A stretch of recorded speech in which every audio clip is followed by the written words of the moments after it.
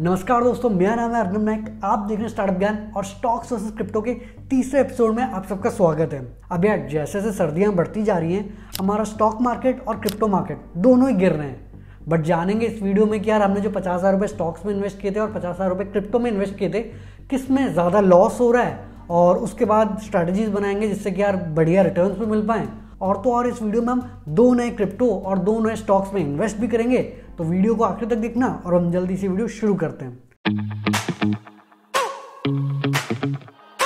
तो चलते हैं यार कंप्यूटर स्क्रीन पे और पहले अपने क्रिप्टो इन्वेस्टमेंट्स देख लेते हैं। अब लॉगिन कर लिया यार वॉल्ट प्लेटफॉर्म में, और अब देखेंगे कि यार टोटल हमने 50,000 इन्वेस्ट किए थे। अभी उस इन्वेस्टमेंट की वैल्यू 51,119 रुपीज़ है।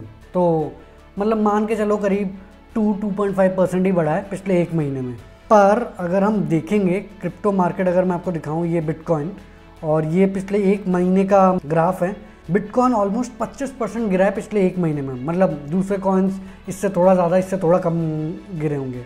तो आप देख सकते हैं यार 25% जब मार्केट गिरा है, हमारी इन्वेस्टमेंट की वैल्यू गिरने के बजाय 2.5% और बढ़ी है। तो अब देख लेते हैं कि भैया हमारे इन्वेस्टमेंट्स कहाँ चल रहे हैं। हमने अपने AIP बनाए थे, 2 AIP बनाए थे। अब वो जो पिछली बार मैंने गलती करी थी ना, वही गलती इस बार भी करी। तो बेसिकली मैंने जैसा कि आपको बताया कि यार वॉल्ट अगर आप FD कराते हो तो आपको इंटरेस्ट देता है, और USDT में 12.68% तक का इंटरेस्ट मिल जाता है। तो इसीलिए मैंने एक साथ सारा इन्वेस्ट नहीं किया था, सब FD करवाए हुए थे। बट यहाँ पे मैंने 2 AIP बनाए थे। एक में हमारा पोल्काडॉट और FTT था, दूसरे में बिटकॉइन इथीरियम था, और ये था बाय द डिप किया हुआ था। अब दिक्कत ये हुई कि यार हमने सब कुछ FD कर रखा था, तो भैया जब डिप हुआ एक्चुअल में हम खरीद नहीं पाए। तो इसकी वजह से यार हम सही में बाय द डिप अच्छे से कर नहीं पा रहे, और इसीलिए आप देखोगे बिटकॉइन इथीरियम वाला तो भैया करीब 20% लॉस में है। तो मतलब सबसे पहले यार फिक्स डिपॉजिट तोड़ना पड़ेगा, नहीं तो नहीं हो पाएगा यार। ये रुको, इसको ऑप्ट आउट करता हूँ पहले, प्रोसीड। अब एक बार जाके देख लेते हैं कि हमारे पास कितना है। हाँ, 294 USDT अवेलेबल हो गए। अब हम अपना नया AIP बनाते हैं, नए कॉइन्स में इन्वेस्ट करते हैं। अब क्योंकि FD तोड़ ही दी है, तो इस बार यार अगेन हम खुद का ही AIP बनाएंगे, और ये काफ़ी मस्त फीचर मुझे लगता है वॉल्ट का। तो इस बार मेरा एम है कि यार मैं मैटिक और सोलाना में इन्वेस्ट करूं। कहाँ गया भैया हमारा सोलाना। अगर आपको पता होगा कि भाई तन्मय भट्ट काफ़ी बड़े सपोर्टर हैं सोलाना के, और आई गेस उनकी टीम के साथ एसोसिएटेड भी हैं, काफ़ी उन्होंने भी इन्वेस्ट किया है। और अगर आप देखेंगे, एक मिनट पहले मैं इन्वेस्ट कर लेता हूँ। 50-50 करना है, बाय द डिप करेंगे, और प्राइस ड्रॉप 10% करते हैं। 10% करेंगे तो ट्वाइस अ डे कर लेते हैं। मिनिमम जो भी अमाउंट है, कितना बोल रहे हैं, 2410 ये करते हैं। तो अगर गिरता है क्रिएट AIP, तो ये AIP बना तो दिया। अब क्वेश्चन आता है कि भैया हमने सोलाना और मैटिक में क्यों इन्वेस्ट किया। तो जैसे कि मैंने आपको बताया, पहले मैटिक की बात कर लेते हैं।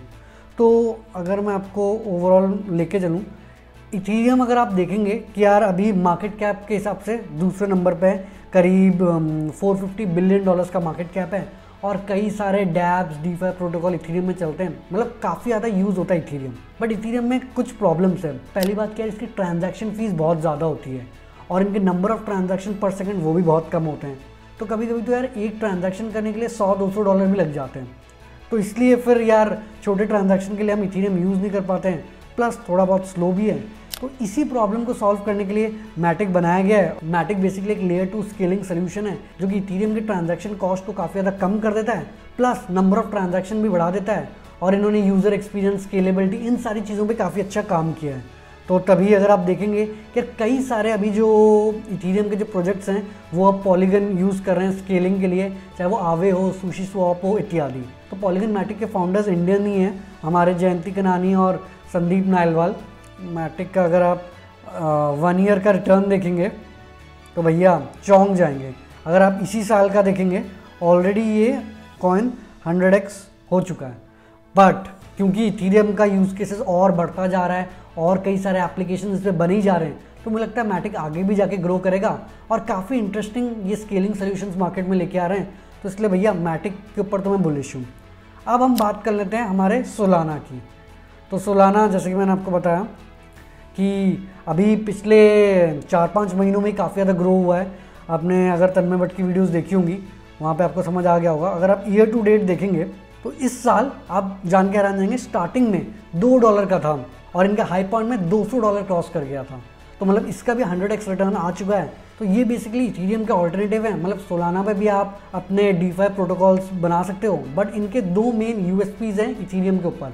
पहली बात, ये काफ़ी ज़्यादा स्केलेबल है, 1 सेकंड में 1000 से भी ज़्यादा ट्रांजैक्शन हो सकते हैं।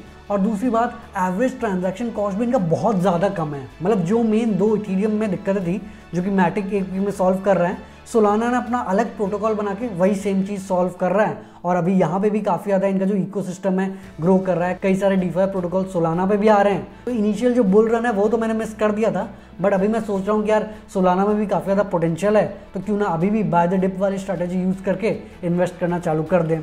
अब यार एक्चुअल में मुझे यही चीज़ सबसे अच्छा वॉल्ट का लगता है कि यार हमको ना हर दिन मार्केट ट्रैक करने की ज़रूरत नहीं है। सिंपल बाय द डिप किया और लगा दिया कि भैया 5% या 10% अगर मार्केट गिरा, आप ऑटोमेटिकली बाय कर दो।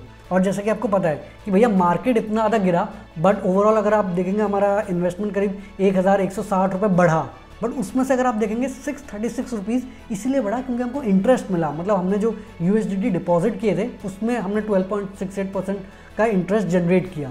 तो ये बहुत बड़ा फ़ायदा है जिन लोगों को शुरुआत में पता नहीं होता कि यार कौन से कॉइन में इन्वेस्ट करना है या कब इन्वेस्ट करना है।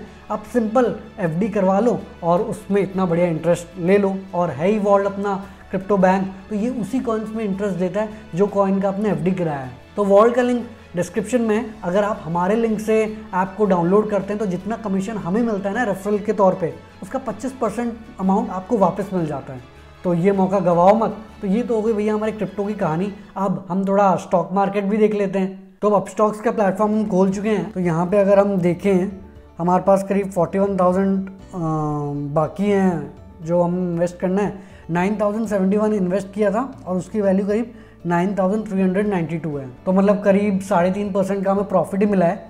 और ये उस टाइम में जब हमारा सेंसेक्स गिरा है। तो अगर मैं आपको सेंसेक्स दिखा दूं, पिछले 1 महीने में 4.5% गिरा है सेंसेक्स, बट हमारे इन्वेस्टमेंट की वैल्यू 3.5% बढ़ी है। इसमें मैं अगर आपको दिखा दूं कि भैया हमने BSE का 1 शेयर लिया था, वो तो हमारा 20% बढ़ गया, वाह। CDSL का भी 1 शेयर लिया था, वो भी 7.5% बढ़ गया। इसके अलावा हमने US में नैस्डैक में इन्वेस्ट किया था, वो करीब 0.3% गिरा है। पर जो स्टॉक मार्केट में इन्वेस्ट किया था निफ्टी 20, वो करीब 4.5% गिरा है। सेंसेक्स गिरा तो ये भी गिरेगा ही। तो अब बात आती है कि भैया इस इन्वेस्टमेंट की वैल्यू कैसे बढ़ाएं। तो एक ही ब्रह्मास्त्र है यार, IPO। अब वैसे तो यार मैं करीब 10-15 को शूट कर रहा हूँ, स्टॉक मार्केट्स क्लोज्ड हैं, बट आज जो IPO एक्टिव थे वो मैंने खरीद लिए हैं। और कौन कौन से शेयर्स मैं खरीदने वाला हूँ मैं आपको बता दूंगा। और अगले दिन सुबह उसी प्राइस में हम फिर शेयर्स खरीद लेंगे। तो 2 IPO चल रहे थे, सुप्रिया लाइफ साइंसेज और HP अडेसिव लिमिटेड। मैंने तो भैया दोनों IPO ले लिए हैं। वैसे आज तक मुझे कोई भी सही सा IPO तो मिला नहीं। काश इनमें से कोई IPO मिल जाए, कुछ ज़बरदस्त रिटर्न्स आए, ताकि हमारा जो स्टॉक मार्केट वाला गेम हो वो भी थोड़ा बढ़ जाए। तो अगर हम सुप्रिया लाइफ साइंसेज की बात कर लें तो ये बेसिकली एक्टिव फार्मास्यूटिकल इंग्रेडिएंट्स बनाते हैं। और जैसे कि आपको पता है कि पैंडेमिक के आने के बाद ये जो फार्मास्यूटिकल कंपनीज की ग्रोथ अलग लेवल पे हुई है। तो इनके भी कुछ अच्छे खासे 38 IPs हैं और इंडिया में भी अच्छा खासा मार्केट है। इंटरेस्टिंग बात ये 86 कंट्रीज़ को एक्सपोर्ट भी करते हैं और प्रॉफिटेबल कंपनी है। तो अपन ने सोचा कि भैया ये ले लेते हैं। तो इसमें इंटरेस्टिंग बात ये है कि अगर हम GMP इसका देखें, जो कि मेन है कि भैया लिस्टिंग गेन होगा कि नहीं, तो सुप्रिया लाइफ साइंसेज का 100% के ऊपर GMP चल रहा है। तो मतलब अगर हमें मिल गया और मार्केट ठीक ठाक रहा तो 100% लिस्टिंग गेन्स मिल सकता है। दूसरी अगर हम बात करें अपने HP अडेसिव्स की, तो ये बेसिकली अडेसिव्स और सीलेंट्स, मतलब मान लो पीडीलाइट टाइप की कंपनी है जो कि आपके फेविकॉल के लिए फेमस है। और ये PVC, synthetic rubber, adhesive, silicone sealant ये सब बनाते हैं। तो इसमें ये बढ़िया काम कर रहे हैं। और इसके अलावा इन्होंने और भी चीज़ों में एक्सपेंड किया है, जैसे कि थ्रेड सील्स और बॉल वॉल्स इत्यादि। तो अभी इनके कॉम्पिटिटिव एडवांटेज तो है ही, क्योंकि इनके अच्छा खासा डिस्ट्रीब्यूशन भी है, अच्छे खासे कस्टमर्स भी हैं और काफ़ी अच्छे प्रोडक्ट्स भी हैं। कंपनी वैसे प्रॉफिटेबल भी है। तो अब इस IPO के बाद और स्केल करेगी। और छोटा सा IPO है तो मैंने सोचा इसमें भी पैसे डाल देते हैं। तो इन 2 IPO में तो मैंने पैसे डाल दिए हैं। अब देखते हैं कि यार इसमें क्या रिटर्न आता है। वैसे मिलने के चांसेस तो बहुत कम है क्योंकि सब्सक्रिप्शन इनकी भी काफ़ी ज़बरदस्त हुई है। स्टॉक्स की अगर हम बात कर लें तो सिंपल फंडा है यार, वही BSE का एक और शेयर खरीदेंगे हम, क्योंकि आप देखेंगे पिछले 1 महीने में BSE करीब 22% बढ़ा है और अच्छा रिटर्न दिया है। तो एक और शेयर हम BSE का भी ले लेंगे। वैसी CDSL जो कि एक मोनोपोली कंपनी टाइप की है, वो आज तो करीब 2.5% गिरा है, बट पिछले 1 महीने में वो भी 4.5% बढ़ा है। इसका भी एक शेयर ले लेंगे। इसके अलावा हमारा जो निफ्टी 20 है और नैस्डैक है, उसमें भी हम 1500 रुपये इन्वेस्ट कर देंगे, क्योंकि भैया ओवरऑल रिटर्न्स इंडेक्स फंड से ही आते हैं। हम राकेश झुनझुन वाला तो है नहीं कि भैया 1-2 शेयर बढ़िया से ले लिया तो हमेशा बढ़िया चलेगा। अब क्वेश्चन आता है कि यार और नए शेयर्स कौन से लें। तो इसमें मेरा जो प्लान है कि यार मैं फेडरल बैंक का शेयर लूँ। इस साल 25% इसका गेन हुआ है, बट पिछले 1 महीने में करीब 10% गिरा है। आज ही कुछ देखेंगे 3.8% गिरा है। पर फेडरल बैंक अगर आप देखेंगे एक प्राइवेट बैंक है और इनका हेडक्वार्टर कोची में है और इनके मेजर ब्रांचेस केरला में है। बाकी मिडिल ईस्ट और इंडिया भर में भी इन्होंने एक्सपैंड कर दिया है। तो बाहर ये जो केरला के लोग मिडिल ईस्ट में जाते हैं वो काफ़ी हद तक अपना पैसा फेडरल बैंक में ही भेजते हैं। तो टोटल इंडिया में जो रेमिटेंस आते हैं उसका 15% तो फेडरल बैंक मैनेज करते हैं। तो ये एक बहुत बड़ा फ़ायदा है फेडरल बैंक का। ऊपर से कंपनी प्रॉफिटेबल भी है, तो पी रेशियो अगर आप देखेंगे 10 से भी कम हो गया, तो पोटेंशियल काफ़ी ज़्यादा है। ऊपर से गवर्नमेंट अब जो पब्लिक सेक्टर बैंक है उनको प्राइवेटाइज कर रही है, तो जितने ज़्यादा प्राइवेटाइज करेगी वो पब्लिक सेक्टर बैंक को, जो अच्छे प्राइवेट वाले बैंक है ना वो काफ़ी तेज़ी से ग्रो करेंगे। तो जो अभी ये जो छोटे छोटे बैंक्स हैं, प्राइवेट बैंक्स, इनमें से आगे चल के कोई अगला HDFC या अगला कोटक महिंद्रा बैंक बन सकता है। और मुझे लगता है कि यार फेडरल बैंक में काफ़ी ज़्यादा पोटेंशियल है, क्योंकि एक तो प्रॉफिटेबल है, दूसरा ये कि यार इन्होंने कई सारे फिनटेक स्टार्टअप्स के साथ टाइप किया है। तो इन्होंने करीब 50 फिनटेक स्टार्टअप्स का टाइप किया है, और जो 3 जो सबसे पॉपुलर हैं वो जुपिटर, फायर और DGV। इंटरेस्टिंग बात ये है कि यार क्योंकि ये इतने सारे फिनटेक स्टार्टअप का टाइप कर रहे हैं, इनके जो नए अकाउंट्स हैं वो काफ़ी ज़्यादा खुल रहे हैं, क्योंकि ये फिनटेक स्टार्टअप्स काफ़ी ज़्यादा स्केल कर रहे हैं। और क्योंकि ये फिनटेक स्टार्टअप्स का टाइप कर रहे हैं, तो फिनटेक स्टार्टअप्स इनके डिस्ट्रीब्यूशन में मदद कर देते हैं, तो इनको हर जगह अपना अलग से ब्रांच नहीं खोलना पड़ता है। तो इससे फेडरल बैंक को काफ़ी ज़्यादा फ़ायदा हो रहा है। बाकी धीरे धीरे और जो फिनटेक स्टार्टअप है जिनके साथ इन्होंने टैप किया है, वो जब और स्केल करेंगे तो और अकाउंट्स खुलेंगे, और वैसे ही अच्छे खासे लोन्स भी देते हैं। तो लोन्स और क्रेडिट कार्ड इन सबसे तो यार ये पैसे कमाएंगे ही। तो इसलिए फेडरल बैंक पे मैं बुलिश हूँ। इसमें करीब 500 रुपये इन्वेस्ट करूँगा, करीब 6 शेयर्स लूँगा फेडरल बैंक के। दूसरा जो स्टॉक मैं खरीदने वाला हूँ वो है कैम्स। कैम्स का फुल फॉर्म है कंप्यूटर एज मैनेजमेंट सर्विसेज। वैसे अगर आप देखेंगे पिछले 1 महीने में करीब 12% गिरा है, और पिछले 6 महीने में भी 4.5% गिरा है, but overall year to date करीब 48% का ग्रोथ हुआ है। तो कैम्स जैसे कि CDSL की तरह ये मोनोपोली कंपनी है, और म्यूचुअल फंड वाले बिजनेस में इनका करीब 60% मार्केट शेयर है। तो बेसिकली जो म्यूचुअल फंड्स आजकल इतने सारे लोग इतने खरीद रहे हैं, उसमें जो रिकॉर्ड कीपिंग है, जो ट्रांजैक्शन डिटेल्स है, सारे डिटेल्स यही मेंटेन करते हैं। इसके अलावा ये काफ़ी डिस्ट्रीब्यूटर सर्विसेज भी प्रोवाइड करते हैं। मतलब आजकल इतने सारे कंपनीज़ हैं जो कि म्यूचुअल फंड्स बेच रहे हैं, तो उन सब ब्रोकर्स के डिटेल ये सारे मेंटेन करते हैं। और जब भी आप म्यूचुअल फंड में इन्वेस्ट करते हो, बेसिकली इनका एक छोटा सा परसेंटेज इनको मिलता है। तो जैसे जैसे और ज़्यादा लोग म्यूचुअल फंड्स में इन्वेस्ट करेंगे, कैम्स का शेयर प्राइस बढ़ना ही चाहिए। और ओवरऑल पिछले 6 महीने में थोड़ा बहुत गिरा है, तो पोटेंशियल है कि आगे जाके और ग्रो होगा। और मेन है कि यार मोनोपोली कंपनी है, गवर्नमेंट रेगुलेटेड कंपनी है, तो ज़्यादा रिस्क भी नहीं है। तो कैम्स का भी मैं अभी एक शेयर ले लूँगा। तो ये होंगे मेरे स्टॉक्स के इन्वेस्टमेंट्स। अगर IPO में तुक्का लग गया तो भैया बढ़िया रिटर्न्स मिल जाएंगे, नहीं तो देखना पड़ेगा कि स्टॉक्स में कैसे कमबैक करें। क्योंकि क्रिप्टो तो काफ़ी बढ़िया चल रहा है, जबकि मार्केट 25% गिरा है, बट वो इसलिए नहीं हो रहा कि मैं अच्छे से इन्वेस्ट कर रहा हूँ, पर क्योंकि इंटरेस्ट मिल रहा है उसके चलते चलते हम प्रॉफिटेबल हो पा रहे हैं। बट स्टॉक मार्केट में जिसमें मुझे कम एक्सपीरियंस है, उस पर मैं शेयर सही से खरीद पा रहा हूँ, बट ओवरऑल मार्केट गिर रहा है, तो इसलिए उतने बढ़िया रिटर्न्स आ नहीं पा रहे हैं।